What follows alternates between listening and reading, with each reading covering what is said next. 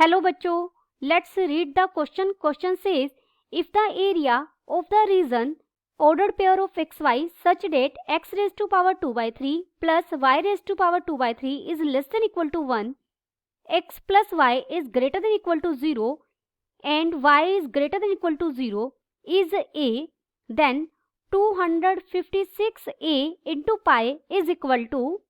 First we see the key concept. Area find out करने के लिए हम इंटीग्रल का यूज करते हैं, डेफिनेट इंटीग्रल का. Let f x is equal to y be a continuous curve, then area bounded by curve and the line x is equal to a, x is equal to b and x axis is. अगर आपको area find out करना है तो इसे मैं a से represent करूं तो ये एरिया क्या हो जाएगा, देखिए a टू b के बीच में है और f of x dx. Area find out करने के लिए सबसे पहले हम जो गिवन कर्व्स हैं उनके अकॉर्डिंग एक डायग्राम प्लॉट करेंगे. डायग्राम बनाने से हमें ये पता लग जाएगा कि किस पार्ट का हमें एरिया फाइंड आउट करना है. उसके अकॉर्डिंग क्वेश्चन, ये एरिया निकालते इंटीग्रल से ही है लेकिन ये फॉर्मूला थोड़ा सा चेंज हो जाता है.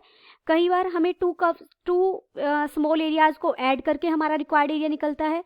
कई बार बड़े एरिया में से छोटे एरिया को सब्ट्रैक्ट करने पर हमारा रिक्वायर्ड एरिया पोर्शन का एरिया में निकलता है.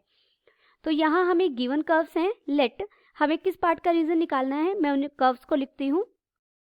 गिवन रीजन है, जो रीजन है यहाँ पर x raise to power 2 by 3 plus y raise to power 2 by 3 less than equal to 1 और सेकंड है x plus y is greater than equal to 0 और थर्ड है हमारा y greater than equal to 0. सबसे पहले हम इक्वालिटी लेते हुए इन कर्व्स को ड्रॉ करेंगे. ये ओरिजिन है बीच में, ये x एक्सिस है, ये y एक्सिस है, इधर नेगेटिव x एक्सिस है और इधर नेगेटिव y एक्सिस है. देखिए सबसे पहले जो हमें दिया गया है x raise to power 2 by 3 plus y raise to power 2 by 3, मैं इसे इक्वल टू 1 लेकर इसका डायग्राम ड्रॉ कर रही हूँ. ये एक एस्ट्रॉइड की इक्वेशन है. एस्ट्रॉइड ये बिल्कुल ऐसे पतंग शेप का बनेगा लेकिन जो कॉर्नर होंगे वो एक कर्व की शेप में आएंगे इस तरीके से और ये सिमेट्रिक आएगा x एक्सिस और y एक्सिस दोनों के अबाउट. ये आपको कुछ फिगर याद होने चाहिए, इसे एस्ट्रॉइड बोलते हैं. देखिए जो ये पॉइंट होगा ये होगा 0 1, ये पॉइंट होगा 0 -1, ये पॉइंट होगा हमारा 1 0 और इधर हो जाएगा -1 0. नेक्स्ट हमें दिया गया है x plus y is equal to 0 लेकर अगर आप एक लाइन ड्रॉ करेंगे तो ये ओरिजिन से पास होती हुई x plus y is equal to 0 है. आप इसे ऐसे भी लिख सकते हैं y is equal to -x. y is equal to -x आपको पता है सेकंड क्वाड्रेंट से जाती हुई लाइन जाएगी, ओरिजिन से पास होगी और फिर ये फोर्थ क्वाड्रेंट में चली जाएगी. बिल्कुल यहाँ सेकंड क्वाड्रेंट में 45 डिग्री का एंगल बनाएगी, ये इस तरीके से लाइन जाएगी. अब हमें दिया गया है x raise to power 2 by 3 plus y raise to power 2 by 3 is less than equal to 1. Less than equal to 1 के लिए हमारा जो रीजन है वो अंदर वाला होगा, एस्ट्रॉइड के अंदर वाला पार्ट होगा और x plus y is greater than equal to 0 है तो उसके लिए हमारा ये वाला पार्ट हो जाएगा. आप कोई भी एक पॉइंट 0 1 इस यहाँ रख के देखिए, वो इसे सेटिस्फाई कर रहा है. देखिए 0 प्लस 1 रखा, ग्रेटर देन इक्वल टू 0 है, सेटिस्फाई कर रहा है. तो जिस प्लेन में, हाफ प्लेन में ये पॉइंट लाई कर रहा है वही हमारा रिक्वायर्ड प्लेन हो जाएगा यहाँ पर, क्योंकि इनइक्वालिटी है. इक्वालिटी में हमारी एक लाइन ड्रॉ होती है, इनइक्वालिटी में एक प्लेन आएगा और third greater than equal to 0 यानी अबव एक्स एक्सिस हम बात कर रहे हैं. अबव एक्स एक्सिस यानी इससे ऊपर. इन सब से घिरा पार्ट ये हो गया, ये वाला पार्ट हमारा ये वाला हो जाएगा और साथ में ये रीजन हो जाएगा. जो शेडेड पोर्शन है हमें इसका एरिया फाइंड आउट करना है. इसके एरिया को हम ए नाम देंगे. पॉइंट को ए बी सी और ए पॉइंट है ये वाला और इस पॉइंट को मैंने नाम दिया है डी. रिक्वायर्ड एरिया को ए नाम दिया गया है स्टेटमेंट में और वो क्या है, देखिए area A B C O, area A B C O को मैं लिख सकती हूँ एरिया, देखिए A B O A plus area O B C O, यानी एक तो मैंने ये वाला रीजन, ये वाला एरिया लिया दिस, और ये कर्व शेप में ये यहाँ पर, और प्लस में मैंने ये वाला एरिया लिया ये। अब जो ओ ए बी एरिया है सिमेट्रिक है, पहली बात तो एक्स एक्सिस वाई एक्सिस दोनों के अबाउट सिमेट्रिक है, तो जितना एरिया इधर वाई के राइट में बन रहा है उतना ही वाई के लेफ्ट में बन रहा है, लेकिन जो वाई के एरिया बना हुआ है हमें उसका सिर्फ हाफ लेना है, सिर्फ ये हाफ पार्ट लेना है। तो ये कितना, 1 पार्ट तो ये पूरा हो गया, जितना ये एरिया आएगा उसका हाफ और ले लेंगे तो ये एरिया हो जाएगा। तो इसे मैं लिख सकती हूँ, टोटल क्या हो गया, ये एरिया ए बी ओ ए को मैं लिख सकती हूँ एरिया ओ बी सी ओ का एरिया निकालेंगे, उसको 2 से डिवाइड कर देंगे प्लस, और ये एरिया तो एज इट इज था ही हमारा area O B C O. Therefore A किसके इक्वल हो गया, ए इक्वल हो गया 3/2 of area of O B C ओ।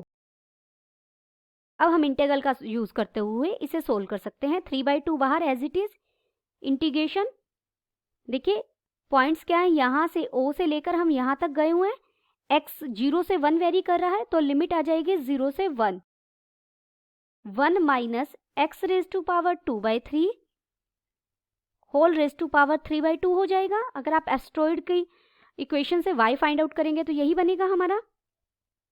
यहाँ सॉल्व करने के लिए मैं सब्स्टिट्यूशन मेथड यूज करेंगे। x को मैंने रखा साइन क्यूब थीटा, तो dx किसके इक्वल हो जाएगा 3 साइन स्क्वायर थीटा, और साइन थीटा का derivative cos theta d theta, this is equal to 3/2 integration, limit भी चेंज करनी होगी हमें यहाँ, व्हेन x 0, जब हम x को 0 रखेंगे तो थीटा कितना मिलेगा 0, और जब हम x को 1 रखेंगे तो थीटा कितना मिल जाएगा π/2, तो लिमिट हो जाएगी 0 टू π/2, 1 माइनस x को हमने साइन क्यूब थीटा रखेंगे तो 1/3 कट जाएगा, साइन स्क्वायर थीटा बच जाएगा यहाँ पर, whole raise to power 3/2, dx को रखा 3 sine square theta into cos theta into d theta, this is equal to 3/2, ये हम a की वैल्यू फाइंड आउट कर रहे हैं, integration 0 to π/2, 1 minus sine square theta को मैं क्या लिख सकती हूँ कोस स्क्वायर थीटा, तो यहाँ कोस क्यूब थीटा बच जाएगा, आप इसे सोल्व करेंगे, into 3 sine square theta into cos theta d theta, this is equal to, ये 9/2 हो जाएगा बाहर आकर, integration 0 to π/2 sine square theta into cos raise to power 4 theta d theta. इस इंटीग्रेशन को सॉल्व करने के लिए हम वालिस फॉर्मूला का यूज करेंगे। क्या है वालिस फॉर्मूला, इंटीग्रेशन आपको फाइंड आउट करना है 0 टू π/2 लिमिट में sine raise to power m theta into cos raise to power n theta d theta, तो इंटीग्रेशन क्या होगा, m-1 से आप शुरू करेंगे और 2 डिमिनिश करेंगे, m-3 अप टू सोन, फिर ऐसे ही n-1 से शुरू करेंगे और 2 डिमिनिश करेंगे, n-3 up to so on, finite value है मोर n, तो एक स्टेप के बाद ये फिनिश हो जाएगा, और डिनोमिनेटर में हम m प्लस n से शुरू करेंगे और 2 डिमिनिश करेंगे टू सोन, और अगर m और n इवन हो, यहाँ हमारे m and n both even, दोनों इवन है, तो साथ में मल्टीप्लीकेशन में यहाँ π/2 भी आएगा, इसी का यूज करेंगे। देखिए अब 9/2 तो था ही, साइन स्क्वायर थीटा में एक कम से शुरू करेंगे, 1 से शुरू किया तो बस आगे डिमिनिश करने की नीड ही नहीं हुई, कोस 4 में एक कम से शुरू करेंगे 3 से, और 2 डिमिनिश किया तो मैंने 1 आ गया, डिवाइडेड बाय दोनों का सम कर देंगे, दोनों का सम कितना हुआ 6, और 2 डिमिनिश करेंगे तो 4, फिर 2 डिमिनिश करेंगे तो 2 आगे डिमिनिश नहीं होगा, और मल्टीप्लीकेशन में π/2 क्योंकि m और n दोनों हमारे इवन नंबर हैं। इसे हम सॉल्व करेंगे। दिस इज इक्वल टू, इसे लिख सकते हो 9 into 3 into pi divided by 32 into 6 को मैं लिख सकती हूँ 2 इंटू 3, ये हो जाएगा 9 π/32 मल्टीप्लाइड बाय 2 यानी 64। This is equal to 9 π/64। Now A हमें कितना मिल गया, 9 π/64। हमें फाइंड आउट क्या करना है, 256 ए और इनटू में पाई।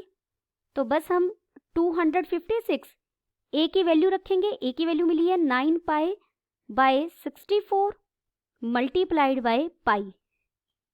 ये 64 4 पे चला जाएगा और हमें कितना मिल जाएगा, 36 pi square. Then the final answer is 256 a into pi is equal to 36 pi square. Hope you understood it well. Best of luck.